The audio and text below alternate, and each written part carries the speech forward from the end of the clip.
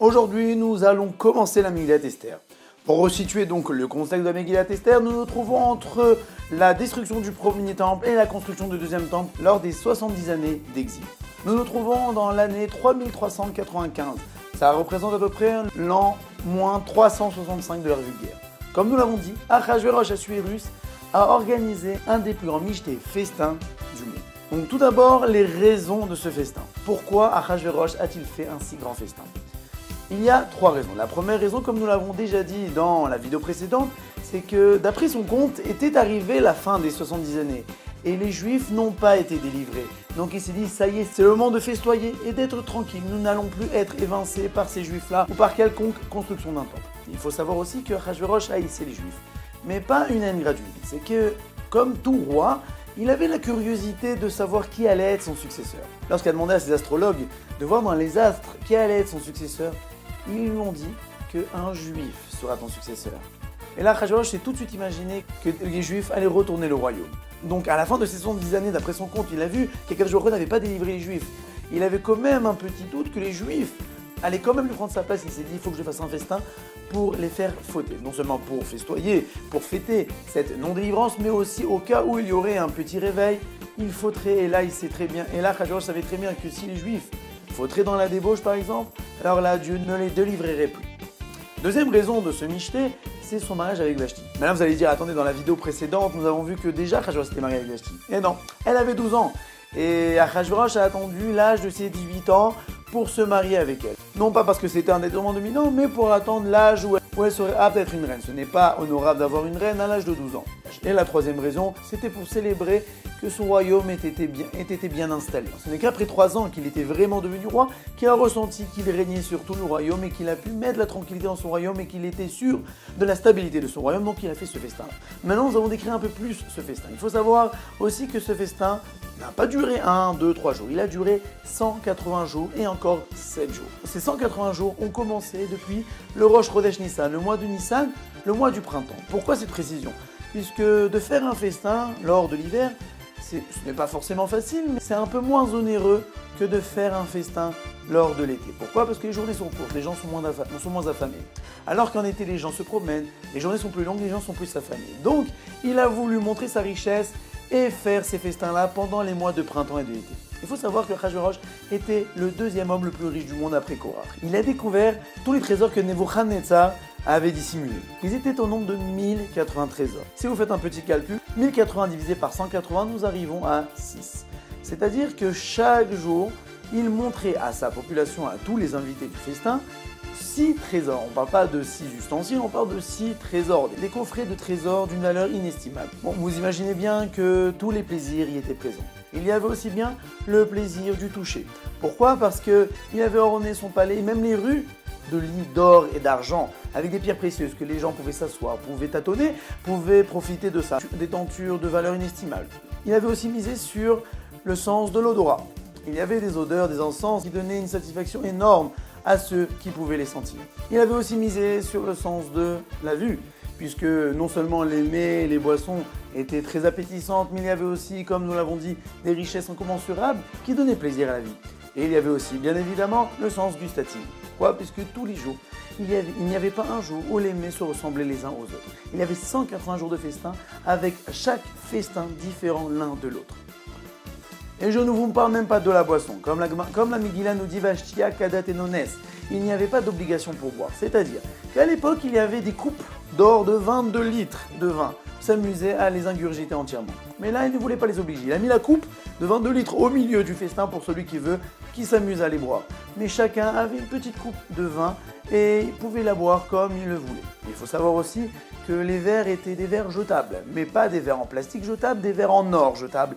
Et le vin était un tantinet plus vieux que la personne elle-même qui l'a consommé. Parce que les maîtres et chansons demandaient à chacun à son âge et lui présentaient un vin un peu plus vieux que lui-même. Mais vous allez me dire qu'il y a un sens qu'on a oublié, c'est le sens de l'ouïe.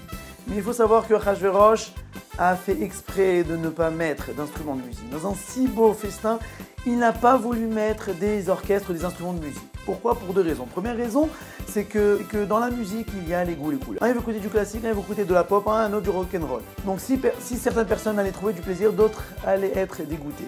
Donc il ne voulait pas que ça se passe. Mais une autre raison encore plus profonde, la musique peut soulever le cœur, peut soulever la neshama. Et il s'est dit que si je mets la musique, des belles musiques lors de mon festin, j'ai peur que les juifs vont écouter cette musique et vont commencer à se repentir. Souvent une personne, lorsqu'il écoute une musique, il peut s'oublier, il peut avoir des larmes qui coulent. Lorsqu'on mange un bon steak, il est rare que des larmes coulent. Mais une belle musique, ça relève du spirituel. Ça nous élève dans des mondes beaucoup plus supérieurs. Et donc il avait peur que les juifs allaient écouter cette musique et allaient sortir de son festin, puis ils allaient être poussés par cet élan de spiritualité et comprendre ce qu'ils sont en train de faire, c'est de fauter. Et à la fin de ces 180 jours de Michté, il organisa aussi 7 jours de Michté de festin dans la capitale Shushan où il invita aussi les juifs. Maintenant il faut savoir que ces 7 jours de Michté commencèrent lors des Asara Yemechua, des 10 jours de pénitence, c'était le 4 Tishri. Donc si nous faisions un compte, le dernier jour du Michté était Yom Kippour. Et ce jour de Yom Kippour tomba aussi un Shabbat. Maintenant, Mordechai a dit à tous les Juifs, n'y allez pas à ce Michté. Et les Juifs commençaient à dire, mais Mordechai, tu ne sais pas ce que tu racontes. Toi, tu n'es qu'un rabbin, tu ne connais que la Torah. Mais tout ce qui est politique, tu n'y t'y connais pas. Regarde, Achashverosh est roi depuis 3 ans. Et donc, nous sommes obligés d'aller à ce Michté. Il y aura des choses cachées, ils nous l'ont certifié. Et même s'il y a des choses pas cachées, nous n'allons pas manger forcément. Juste faire acte de présence, faire plaisir au roi, faire des liens avec tous les ministres et les rois. Comme ça, peut-être, si nous voulons ouvrir un Beth Knesset ou une yeshiva, nous savons à qui nous adresser. Ce n'est pas en restant dans tes 4 murs du Beth Midrash et devant ta Gemara que tu vas obtenir quelque chose avec le roi. Il faut s'en mêler avec la politique. Et avec cet argument, les Juifs n'écoutèrent pas Mordechai. Et Mordechai, lors de ces 7 jours de Michté, avec le reste du Sanhédrin, ont jeûné et ont prié pour que Akadosh Baruch Hu ait pitié des Juifs qui sont partis au Michté. Il y a eu à peu près 18 000 Juifs qui sont partis à ce Michté. D'après certains, ils ont mangé pas cachère, d'après d'autres, ils ont mangé cachère, mais ils ont pris plaisir à ce Michté. Ou bien un plaisir de débauche, même un simple plaisir. Mais le problème est que, comme nous l'avons dit, le Michté était une sorte d'affront pour Akadosh Baruch Hu, puisqu'il fêtait la non-délivrance d'Akadosh Baruch Hu. Et il ne faut pas oublier que Achashverosh se vêtit des habits du Kohen Gadol et a montré aussi tous les jours des ustensiles du Beth Amikdash pour bien fêter sa victoire contre les Juifs. Mais de l'autre côté, il y avait aussi Vashti, la femme de Achashverosh qui a fait son Michté. D'après Rav Yonatan et Béchitz, nous pouvons apprendre une grande leçon de morale de Achashverosh et de Vashti à ce niveau-là. Si déjà Achashverosh et Vashti, qui étaient très dépravés, ont quand même fait un festin homme et un festin femme, alors à fortiori, nous les Juifs qui sommes, qui est un peuple noble, ne devons pas nous emmêler lorsque nous faisons des festins. Ça, c'est la parenthèse fermée. Mais en tout cas, Vashti a aussi fait un festin pour les femmes, mais aussi pour les faire fauter. Et même Vashti s'est habillée avec les habits du Kohen Gadol.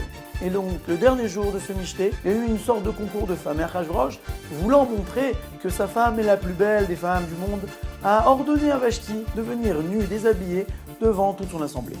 Mais Vashti, heureusement, a refusé. On aurait pu se dire, bon, elle est pudique, il ne faut pas s'attendre à ce genre de qualité d'un peuple si dépravé. Mais non, ce n'est pas par pudeur qu'elle a refusé. C'est parce que Dieu l'avait rendue malade ce jour-là, qu'elle était couverte de lèpre et même une petite queue était sortie de son corps, si bien qu'elle avait honte de se dénuder devant toute cette assemblée-là. Et donc elle a commencé à avancer certains arguments, de dire, attends, Achashverosh, tu vas pas me demander de venir dénuder, après les gens vont te tuer pour se marier avec moi. Ou un autre argument, à dire, non, je vais pas me rabaisser, c'est toi, Achashverosh, qui est devenu roi grâce à moi, parce que moi je suis la petite fille de Nebuchadnezzar, toi tu n'es qu'un second.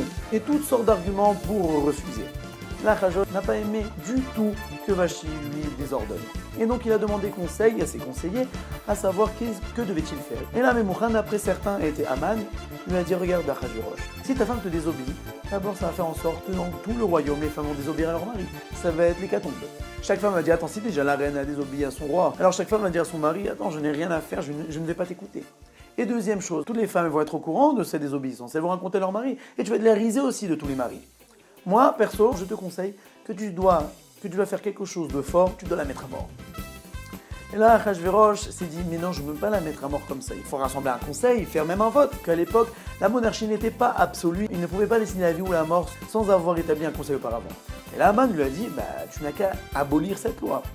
Et Achashverosh, aussitôt dit, aussitôt fait, a aboli la loi qui devait se réunir avec un conseil pour décider le droit de vie ou de mort.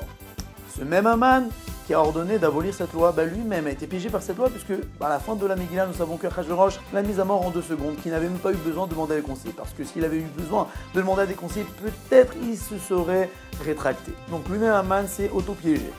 Et donc là, Achashverosh a tué Vashti. Et Vashti donc, a été mise à mort ce jour-là de Yom Kippour, le dernier jour du festin qui était Shabbat. Pourquoi ce jour-là elle a été punie? Parce qu'il faut savoir que Vashti savait que le jour du Shabbat était un jour sacré pour les Juifs et que c'était un jour où les Juifs recevaient la bénédiction et qu'Akadosh Baruch Hu pouvait délivrer les Juifs grâce au Shabbat.